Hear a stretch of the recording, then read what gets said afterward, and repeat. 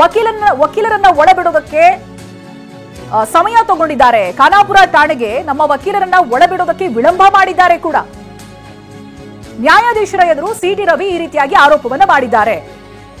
ವಕೀಲರನ್ನ ಒಳಗಡೆ ಬಿಡೋದಕ್ಕೂ ಕೂಡ 2 ಗಂಟೆ ಸಮಯ ತಗೊಂಡ್ರು ಪೊಲೀಸರು.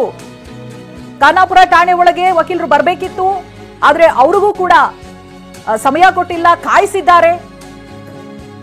2 ಗಂಟೆವರೆಗೂ ಕೂಡ ವಕೀಲರನ್ನ ಒಳಗಡೆ ಬಿಟ್ಟಿಲ್ಲ ಅಂತ ಪೊಲೀಸರ ಮೇಲೆ ಆರೋಪವನ್ನ ಮಾಡ್ತಾ ಇದ್ದಾರೆ ಸಿಟಿ ರವಿ ಅವರು. ಖಾನಾಪುರ ಠಾಣೆಯಲ್ಲಿ ನಿನ್ನೆ ದಿನ ಏನಾಯ್ತು, ಆ ನಂತರದಲ್ಲಿ ಹೇಗೆ ಪೊಲೀಸರು ಹಲ್ಲೆ ನಡೆಸಿದ್ರು, ವಕೀಲರ ವಿಚಾರದಲ್ಲಿ ವಕೀಲರನ್ನ ಹೇಗೆ ನಡೆಸ್ಕೊಂಡ್ರು ಪೊಲೀಸರು, ಒಳಗಡೆ ಬರೋದಕ್ಕೆ ಬಿಟ್ಟಿಲ್ಲ. ಇನ್ನು ಕೋರ್ಟ್ ಹಾಲ್ ನಲ್ಲಿ ನಿಂತು ವಿಪಕ್ಷ ನಾಯಕ ಆರ್ ಅಶೋಕ್ ಕೂಡ ಇವೆಲ್ಲವನ್ನ ಕೂಡ ಗಮನಿಸ್ತಾ ಇದ್ದಾರೆ, ಕೇಳಿಸ್ಕೊಳ್ತಾ ಇದ್ದಾರೆ. ವಿಜೇಂದ್ರ ಇದ್ದಾರೆ, ಅರವಿಂದ್ ಬೆಲ್ಲದಿದ್ದಾರೆ. ಕೋರ್ಟ್ ನಲ್ಲಿ ಎಲ್ಲಾ ಬಿಜೆಪಿ ನಾಯಕರು ಕೂಡ ಈ ವಾದಗಳನ್ನು ಆಲಿಸ್ತಾ ಇದ್ದಾರೆ. ಠಾಣೆಗೆ ಯಾರ್ಯಾರು ಬಂದ್ರು ಅಂತ ಜಡ್ಜ್ ಪ್ರಶ್ನೆಯನ್ನ ಮಾಡಿದ್ದಾರೆ. ಅಶೋಕ್ ಬಂದಿದ್ದಾರೆ, ಛಲವಾದಿ ನಾರಾಯಣಸ್ವಾಮಿ ಬಂದಿದ್ದಾರೆ, ಹಾಗೆ ರವಿ ಅವರು ಕೂಡ ಬಂದಿದ್ದಾರೆ ಅನ್ನೋದಾಗಿ ಹೇಳಿದ್ದಾರೆ. ಇದೀಗ ಕೋರ್ಟ್ ಹಾಲ್ ನಲ್ಲಿ ನಿಂತು ಅಶೋಕ್ ಅವರು ಎಲ್ಲ ವಾದವನ್ನ ಕೂಡ ಆಲಿಸ್ತಾ ಇದ್ದಾರೆ. ಅವರ ಜೊತೆಗೆ ಇನ್ನೊಂದಷ್ಟು ನಾಯಕರು ಕೂಡ ಜೊತೆಯಾಗಿದ್ದಾರೆ. ಕೋರ್ಟ್ನಲ್ಲಿ ಸದ್ಯಕ್ಕೆ ಏನೇನ್ ಆಗ್ತಿದೆ ಚೈತ್ರ ನಾವು ಗಮನಿಸ್ತಾ ಇದ್ವಿ. ಸಿಟಿ ರವಿ ಕಂಪ್ಲೀಟ್ ಆಗಿ 6:30ರಿಂದ ಏನೇನಾಯ್ತು ನಿನ್ನೆ ಸುವರ್ಣಸೌಧದಲ್ಲಿ ಇದೆಲ್ಲವನ್ನು ಕೂಡ ವಿವರಿಸಿದ್ರು. ಜೊತೆಗೆ ಪೊಲೀಸರು ನಡೆಸಂತ ರೀತಿ ಇನ್ನು ಅಶೋಕ್ ಛಲವಾದಿ ನಾರಾಯಣಸ್ವಾಮಿ ಅಲ್ಲಿ ಸ್ಟೇಷನ್ಗೆ ಬಂದಿದ್ರು ಅನ್ನೋದ್ರ ಬಗ್ಗೆ ಕೂಡ ರವಿ ಹೇಳಿದ್ರು. ಕೋರ್ಟ್ ಹಾಲ್ ನಲ್ಲಿ ನಿಂತು ವಾದ ಆಲಿಸ್ತಾ ಇರುವಂತ ಆರ್ ಅಶೋಕ್ ನಿನ್ನೆ ರಾತ್ರಿ ಏನೇನಾಯ್ತು ಇದೆಲ್ಲದರ ಬಗ್ಗೆ ಕೂಡ ಈಗ ವಿವರಿಸ್ತಾ ಇದ್ದಾರೆ. ಆ ಹೇಳಿಕೆಯನ್ನ ಈಗ ಕೋರ್ಟ್ ನಲ್ಲಿ ದಾಖಲಿಸಿಕೊಳ್ಳಲಾಗ್ತಾ ಇದೆ. ಕೋರ್ಟ್ ನಲ್ಲಿ ವಾದ ಆಲಿಸ್ತಾ ಇರುವಂತಹ ಬಿಜೆಪಿಯ ನಾಯಕರು ಕೂಡ ಅಲ್ಲಿ ಬರ್ಬೇಕಾದ್ರೆ MLC ರವಿಕುಮಾರ್ ಇದ್ರು, ವಿಜೇಂದ್ರ ಇದ್ರು, ಹಾಗೆ ಪ್ರಭು ಚೌಹಾಣ್ ಕೂಡ ಬಂದ್ರು. ಅವ್ರ ಜೊತೆ ಠಾಣೆಗೆ ಯಾರ್ಯಾರು ಬಂದ್ರು ಅಂತ ಅಲ್ಲಿ ನ್ಯಾಯಾಧೀಶರು ಪ್ರಶ್ನೆ ಕೇಳಿದಾಗ ನಮ್ಮ ವಿಪಕ್ಷ ನಾಯಕರು ಆರ್ ಅಶೋಕ್, ಛಲವಾದಿ ನಾರಾಯಣಸ್ವಾಮಿ, ಅರವಿಂದ್ ಬೆಲ್ಲದ್ ಇವರೆಲ್ಲರೂ ಕೂಡ ಅಲ್ಲಿಗೆ ಬಂದ್ರು ಅಂತ ಸಿಟಿ ರವಿ ಹೇಳ್ತಿದ್ದಾರೆ. ಜೊತೆಗೆ ಕೋರ್ಟ್ ನಲ್ಲಿ ಆಗ್ತಿರುವಂತಹ ವಾದವನ್ನ ಅಶೋಕ್ ಕೂಡ ಅಲ್ಲಿ ಆಲಿಸ್ತಾ ಇದ್ದಾರೆ.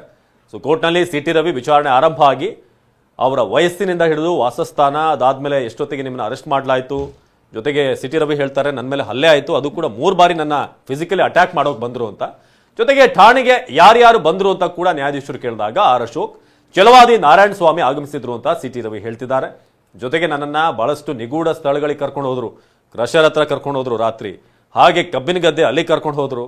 ಆಗಾಗ 10 ನಿಮಿಷಕ್ಕೊಂದೊಂದು ಕಾಲ್ ಬರ್ತಾ ಇತ್ತು, ಅವರಿಂದ ಏನೋ ಡೈರೆಕ್ಷನ್ ಬರ್ತಾ ಇತ್ತು, ಅದಕ್ಕೆ ಪ್ರಕಾರ ಇವರು ಪೊಲೀಸರು ನಡ್ಕೊಳ್ತಾ ಇದ್ರು ಅಂತ ಹೇಳಿದ್ರು. ಮಧ್ಯಾಹ್ನ ವಿಧಾನಸಭಾ ಕಾರಿಡಾರ್ನಲ್ಲಿ ಮಂತ್ರಿ ಧಮಕಿ ಹಾಕಿದ್ರು. ನಿನ್ನ ಹೆಣಾನಿ ಚಿಕ್ಕಮಗಳೂರಿಗೆ ಹೋಗುತ್ತೆ ಅಂತ ಧಮಕಿ ಹಾಕಿದ್ರು ಅಂತ ಹೇಳ್ತಿದ್ದಾರೆ ಸಿಟಿ ರವಿ. ನ್ಯಾಯಾಧೀಶರ ಮುಂದೆ ಸಿಟಿ ರವಿ ಆರೋಪವನ್ನ ಮಾಡ್ತಾ ಇದ್ದಾರೆ, ನನಗೆ ಧಮಕಿ ಕೂಡ ಹಾಕಲಾಯಿತು ಅಂತ.